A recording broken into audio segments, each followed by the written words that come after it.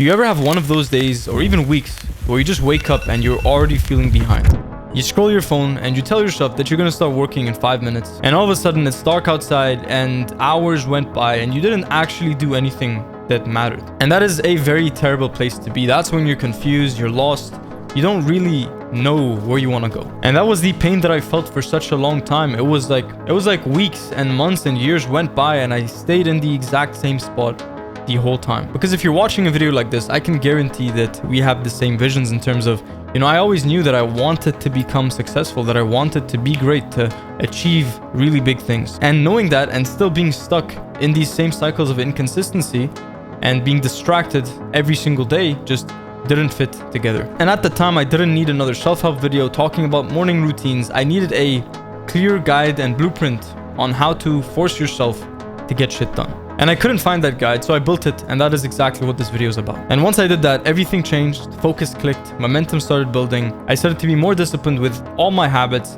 and my life changed. For the first time in a long time, I felt like I was in control. So I broke this video down into a 5-step framework that you can use today. And part number 5 is the most important part, but it also doesn't make sense without the previous ones. Now, to train your focus, put this video on full screen and let's begin. Now, part number 1, the root of our problems, media overload. So before we begin, I just want to let you know that each week we go into various topics in depth inside Discipline OS, which is our private community. And I really want to thank you guys for all the support, everybody who's joining, and the fact that the community is growing. The systems, the accountability, it's all amazing. And I just want to thank you guys. Great things are coming. So I just want to pull up a study that I heard, and it goes like this. Listening to people talk about social media addiction reveals an interest not in features of their computers, smartphones, but also no interest was shown towards particular social media sites. The interest came from comparison, or at least seeing what others were up to. So what this pretty much means is it aligns with the way I used to spend my time. So I used to spend my time so much time on my phone. I would care and stay up to date on pretty much everything, all the news, all my friends. I look at Instagram stories and I was so obsessed with everybody else and what they were doing. And that's pretty much why social media is addicting and why we have this media overload. And the biggest change for myself is when I went from being a consumer to being a producer. So 2 years ago, I started posting on this channel, and that was the flip of becoming a producer. And once I did that, the dynamic started to shift. I started to consume content as a means to better myself in the ideation process, as a means to come up with better ideas, to be more inspired and more creative for when I'm actually making videos. So that was the switch that took the first behavior where I was just consuming social media for pure entertainment purposes and just to stimulate my brain and distract myself and escape my reality, to going to a place where I would actually use content and use consuming, especially watching movies, especially listening and watching other podcasts and videos, to improve and give myself the creative inspirations to make my own stuff better. So the main point here is, why is social media bad? Everybody tells you that social media is bad, that it's going to impact your life negatively, but nobody tells you why. I'm going to tell you why. Number 1, it trains short attention spans. Everything you see is just a couple of seconds of information per actual thing, which means you're not getting this long exposure where you're able to focus on one thing at a time, but you're focusing on each particular thing on Instagram, for example, for 3 to 6 seconds. And what that does is it trains your focus to be very fragmented, short, and also very inconsistent. And that's just speaking about the focus aspect. Obviously, we have insecurities, comparisons. Everything has changed because of social media, and that's really a problem. And it really is the fact that, you're just comparing your life to somebody else's highlights. As a human, you wake up and you experience obstacles, you experience emotions, and you feel certain things, but you're just comparing that to some 2-second highlight of somebody's entire day, which doesn't really add up. You have the comparison loops, you have insecurities that are just being brought up, everything from the social life to the social scene to the dating scene to just relationships in general. Everything has also shifted. The dynamic has changed because people expect things that aren't even real. And that's all because of social media. So the reason why you can't seem to get shit together is mainly because you are spending too much time on your phone. That's pretty much a fact. It's just this endless time that is wasted. I can ask you this right now. You definitely have a goal, a vision, a dream that you always knew you wanted to achieve. You always knew that you were destined for more. And it really is just all those hours on social media that just takes not only your time, but also your energy and the way you feel away from actually being able to achieve that thing. Because if you had those extra 4 hours that you took away from scrolling and screen time, And instead you took that time and you used it to work on yourself, to work on your YouTube channel, to work on your business, to work on self-development and nailing down the habits that are gonna make you the focused and disciplined person that deserves the success that you want. So now that you know why social media is bad, among many other things, here are some actionable steps you can take. So I'm gonna start off by saying this: the more you scroll, the more you are going to want to scroll. The more time you spend on these apps, the more you become addicted, the more you want to do it. And it's hard to really snap yourself out when you're already spending a lot of time and you already have this habit that is built in where you just open your phone unnecessarily. You check your phone way too much throughout the day. And the way you really break this cycle is by going on a 24-hour detox. This is like a dopamine detox. You distance yourself from your phone throughout the day. It's always going to be easier to optimize your life if you optimize your environment first, because your environment creates your habits and then your habits create your reality. Simply just put your phone somewhere else. Leave it on airplane mode, leave it in another room, leave it downstairs. Don't sleep with it in your room. Keep it very far from you. You don't just want to detach yourself from it. And by doing that, you're making it that much easier to just snap out of these cycles. And I promise you, it is going to be hard at the beginning, but once you get in the habit of just putting a barrier between you and your content consumption and these apps, it's just going to make your life better. It's going to get easier and easier to detox, to put some distance between you and that habit. And another thing is Grayscale. Putting your phone on Grayscale just makes it so much less dopamine spiking, which helps you just not spend time on your phone. And the third thing is deleting apps. A lot of people don't do this, even though it's one of the easiest ways to change your environment so you don't spend too much time on your phone. And it's like, if there is no Instagram, if there is no Snapchat, if there is no TikTok on your phone, what are you actually going to do on your phone? You know, if these apps aren't there, then your phone actually becomes boring. And if your phone is boring, then you're going to spend less time on your phone, which means you're going to have more time and more energy and more focus and clarity to focus on building the life you desire. And now once that is done, let's move on to part number 2, which is going to change everything. So part 2 is all about structure. Now there's this quote by James Clear that I have over here, and it goes like this: you do not rise to the level of your goals, you fall to the level of your systems. So personally, I used to rely on just feeling like doing the work, you know, on emotions, on willpower. And I thought that if I had the discipline to actually do certain things, then eventually I would do them anyways. But that wasn't the case. Even with the willpower, even with the discipline, even reminding myself that I have to read, that I have to work on the videos, that I have to post twice a week, that I have to do all these things and take my life seriously, even with that, I would always just mess up somewhere down the line. If I was meditating consistently, then all of a sudden, for some reason, I would read a bit less.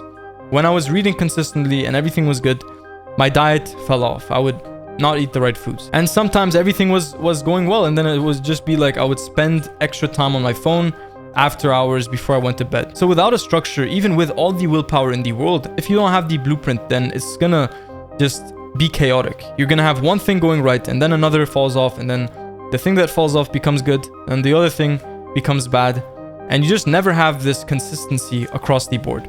And that's exactly why structure is going to change everything. Now, the way I use structure is I use a whiteboard to write down everything I have to do. I don't have to think twice. When I wake up in the morning, I know what I have to do. I'm focused, I'm clear, and I can get things done. The reason why people procrastinate, the reason why productivity is so hard in the 21st century is just simply because people are too lazy to create structures. And now let me ask you this: 99% of people in the world, they do a certain thing, they live a certain way, and they're probably not going to take this extra effort to actually make a structure. But it really is just that 1% of people who will take the initiative and make a blueprint and a structure that will allow them to be consistent every single day of the week. Now, I'm actually in a different setup, as you can tell, but in the previous videos, I also showed a glimpse of my whiteboard, and it looks like this.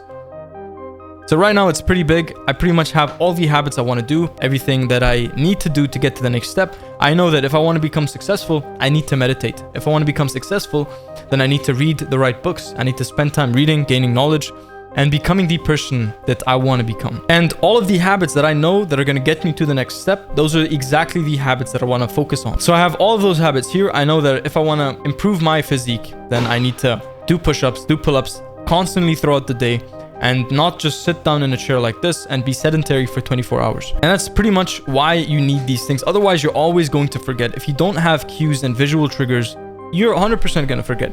So that's why I have all of the habits that I want to do: meditate, read, journal, pray, gratitude, push-ups, pull-ups. And alongside that, I also have a list of the things I have to do with business, with YouTube, with personal stuff, and just to-do list, like a daily checklist of things I have to do to really move the needle. And it just changes everything. I know it's like there's a bit of friction in your mind right now. You're like, oh, I can't be asked to write this stuff down and actually create a blueprint and a system. But the truth is, like, if not, then you're just going to stay stuck in the same place, because the reward of actually having a structure in front of you is going to outweigh the pain and the friction of actually making the structure in the first place. You just have to ask yourself, you know, what do you want more? Do you want to be comfortable more, or do you want to actually make something of yourself more? And that's where everything changes. It's really just, whether that's a journal, whether that's a whiteboard, whether that's a Notion document, whether that's a Google Calendar, it doesn't matter what it is, any form, just having a to-do list, having a checklist, and gamifying this process of just ticking off your habits every time you finish them. Once I did this, I just went from a place where I was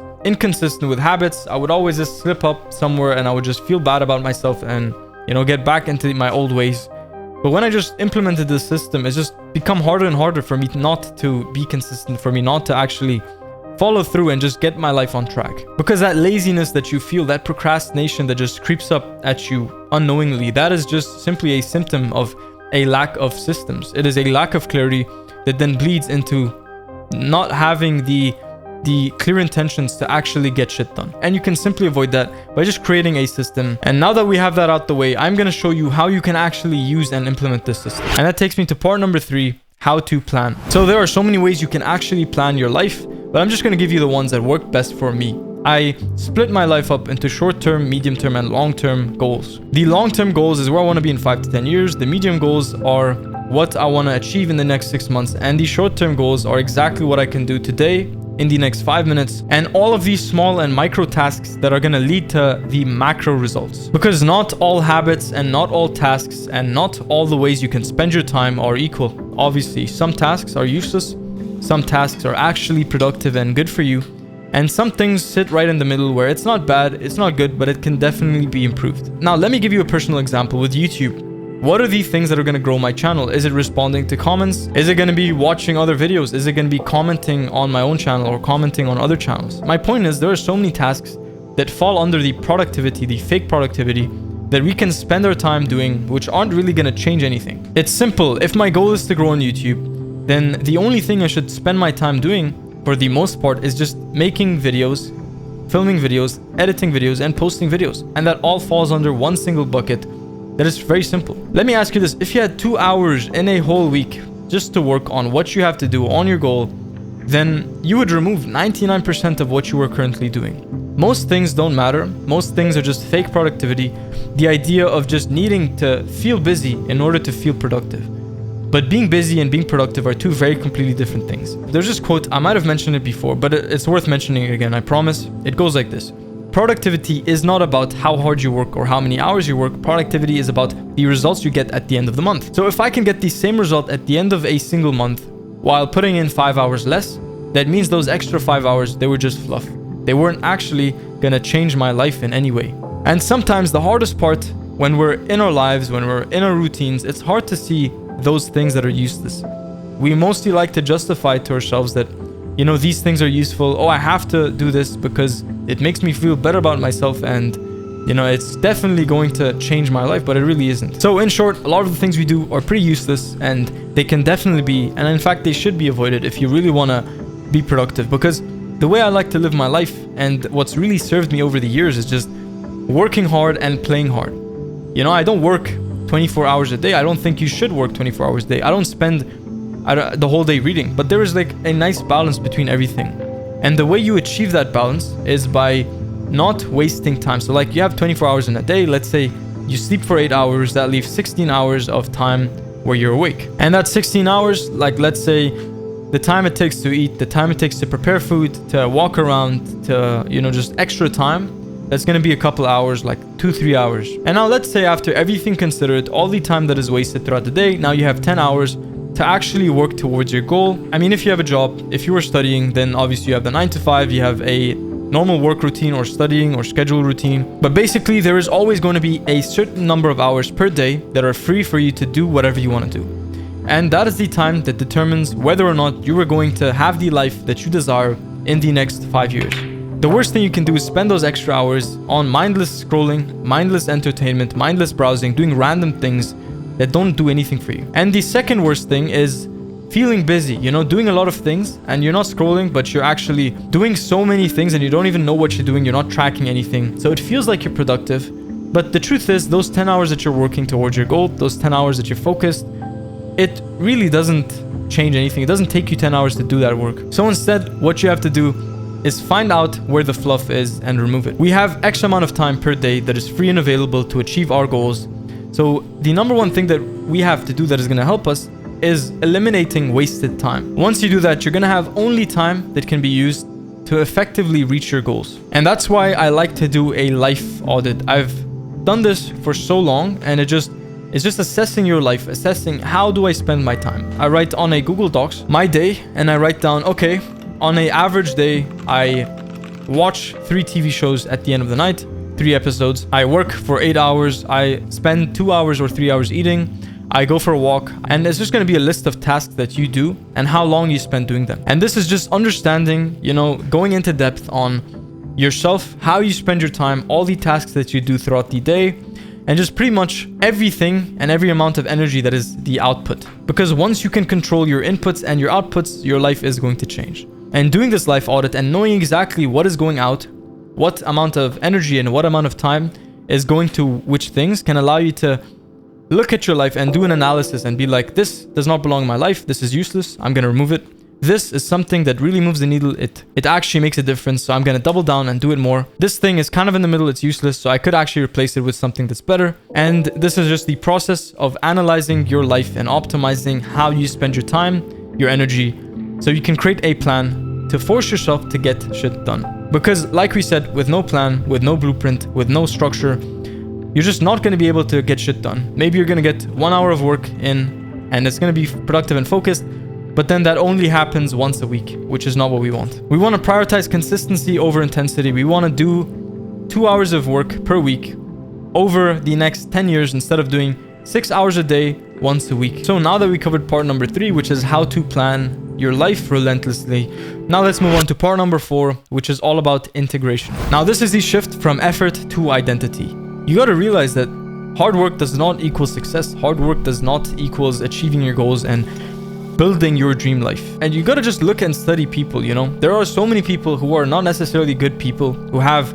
good things happen to them. And there are people who are the best. They try to be the best. They're kind, they're good. And these people don't see results. So the universe really doesn't care about the person you are. It doesn't care about how hard you work and the energy and effort you put in. It just cares about your alignment. Obviously, be a good person. I'm not saying anything like that. Be kind, be good, be respectful to people. I think that's mandatory. And one of the things you should do here is really create alignment in your identity and what you want to do and the life you want to live. If you want to be productive and get shit done, and your identity is just connected to entertainment and wasting your time, and you have a lot of points in favor of who you don't want to become. You see, I like to separate things in 2 ways. Number 1 is following through on what you said you'd do. And number 2 is not following through on what you said you'd do. So every time you do something that is what you said you were going to do, then you get a point, which is following through on what you said you'd do. And let's describe this as a follow through point system. Let's say you do 20 things in a week and 15 of those things are actually not in alignment with what you said you were going to do. 15 things are not following through. And only 5 things are actually following through and they're in alignment with where you want to go. Now, if you were this person, the majority of the things that you do are actually not voting for the person you could become. They're not voting for the life you want to build. And what that does is it creates huge cognitive dissonance and you're going to block your success. You're going to find excuses to not achieve things, to not get the work done and spend the time that you need to spend to get to the next step. And that's where hard working isn't going to get you the success. What you have to do is shift from effort to identity, becoming the person you said you'd be, having this evidence that you can achieve what you want, that you can follow through, and the evidence that no matter what happens, you are going to do what you say you're gonna do. You see, if you are not confident, it is because you do not have enough evidence. If you had enough evidence of being the person you say you are gonna become, then you wouldn't have to struggle with procrastination and laziness and just inconsistency. Those things happen because your identity is out of alignment. So our goal here is to bring that identity into alignment. It is about internalizing the habits. It's no longer something you do. It is who you are, and you now live that way. That's something you have to tell yourself again. If you have to write it down on a journal and just say to yourself before you go to bed, I'm the type of person who does that thing. I am the type of person who reads. I am the type of person who is productive and focused every single day.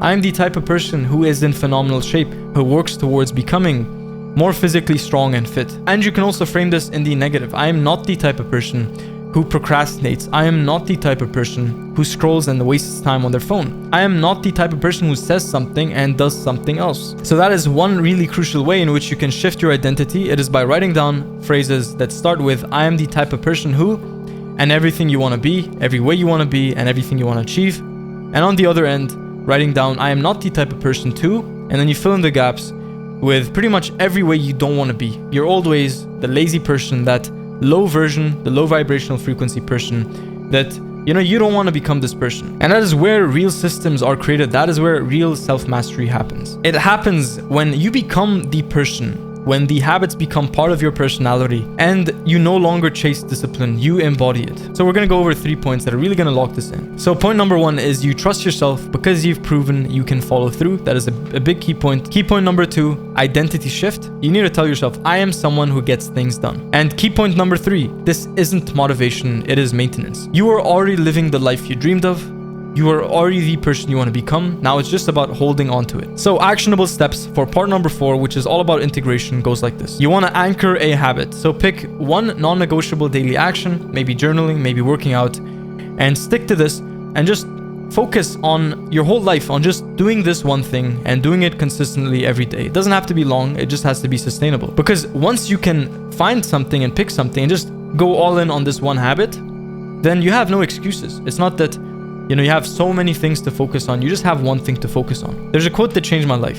You can do anything, but you cannot do everything all at once. So start off, pick one non-negotiable daily routine and habit and just dial it in. And once you have that consistently and you don't have to force yourself to do it, it becomes a habit, it becomes ingrained into your mind.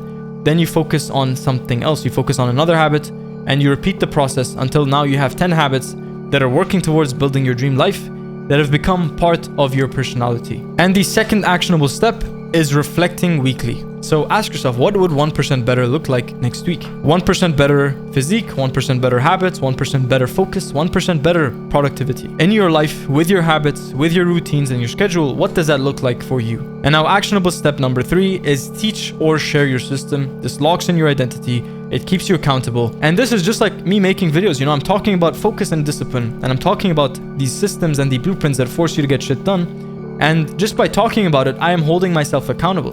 When you talk about something and you put your energy over there, it grows. Ever since uploading videos on this YouTube channel, one thing I've noticed in large is just simply, the more I talked about this stuff, the better I got, the more consistent I got, the more I devised systems that helped me just fix my life. So teaching and telling somebody about your system and your structure and how you want to achieve what you want to achieve, that is literally going to lock it in so that it becomes part of your identity. We all know this. The best way to learn something is to teach it. And that takes me to part number 5, movement and alignment. The body leads, the mind follows. And this is literally all about movement and exercise. You cannot think your way out of overthinking. You cannot think your way out of a rut, and you cannot think your way out of stagnation. If you are feeling stuck in life, I repeat, if you feel like you're not getting shit done, like your life is not where you want it to be, then the truth is this. You need to move more. You need to walk and go and smell fresh air, breathe fresh air, and eat good foods. Treat your body nicely. Go for a run, go walk, go exercise, go lift some weights, do some push-ups, do some pull-ups throughout the day, and get your body moving. The main point here is you need to move, you need to get exercise, because otherwise your mind is just going to be fogged up. You're going to have brain fog. You're not going to be able to think clearly. And honestly, there is no way to focus than just being in alignment with your body.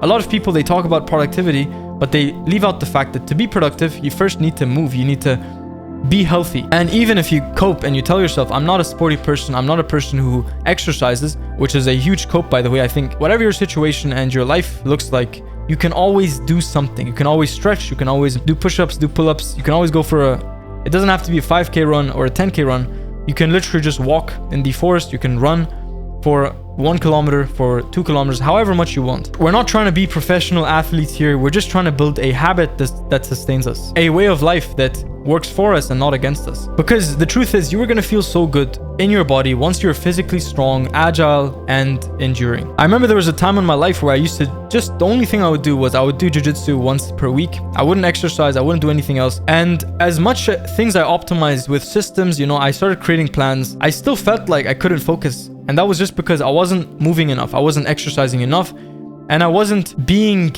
in shape, because the body tells the mind what it has to do. So if your body is not in a good state, then your mind isn't going to be able to focus, it isn't going to be able to be productive and do the things it has to do. I remember there were times where I would lock in for 10 hours a day, I wouldn't leave my room, I would be super sedentary, and my focus and my mental health would just suffer. So as soon as I just changed my life around, and instead of just being like, oh, I have to work for 12 hours a day, I'm not supposed to leave my desk, instead I started to take frequent breaks, I started to move around, to do exercise throughout the day, to go to the gym, meet new people, talk to new people, and just change my life. And that is a very, very big thing. So actionable steps in your habit, in the system that you created, leave time blocks and leave sections for actually moving, actually being fit, doing these habits like walking, like exercising, like running, like going to the sauna, like even meditating is good, going outside, stretching, so many things that you can do for your body that will affect your mind and make your mind sharper, clearer, and more productive, and more focused, and more disciplined. Now, one final and secret tip that is also going to help you a lot is this. The one tip that makes any transformation effortless, and it is, don't try to do everything. As much as people try to tell you, you have to do everything, do something, start somewhere. You don't have to, it doesn't have to be perfect right now. Make it something, make it out there. Do the first iteration, and then eventually you will have so many opportunities to make it better and better and better. Whatever it is you have in your mind, whatever you want to start, whatever thing you want to work towards, just start something, do something, and make it right now, and then make it perfect later. A lot of us suffer from analysis paralysis. We think too much. We analyze everything that is going to happen, and eventually we take no action because we spent all our time and mental and creative efforts just focused on what is going to happen if this happens, and we don't actually take action. So every single habit that is in my life right now, like reading, like journaling, like exercising, like deep work, all of those things, every single one of them, before I started, it was the most terrible thing. I couldn't focus on it. I didn't want to do it. I had to push myself and force myself to read, to do those habits. But once you do them, once you get past this ice and you break the ice and you get past this beginner's hell, that is when it becomes actually nice. The reading, you start to enjoy it. All of a sudden, you go from a place of you hate to read, and now you love to read. Now you're like thinking about the next time you're going to read. You're thinking about the next time you're going to journal, because you've associated these good habits with a positive reward system. So start. Just do it. Just start. Just get it out there. Get it done. And you're going to enjoy the habits that you once dreaded. Now, we talked about all these systems in order to force yourself to get shit done. And that's amazing. But a huge thing that can really plague us when we're trying to improve our lives and become better is just simply distractions. Distractions are everywhere. And that's why I made a video for you called Go Ghost, Upgrade Your Life in Silence, where it focuses on eliminating distractions to build your dream life. Now watch that over there. I'm going to put it over here and in the description box below. Thank you for watching. I'll see you in the next one, and you got this.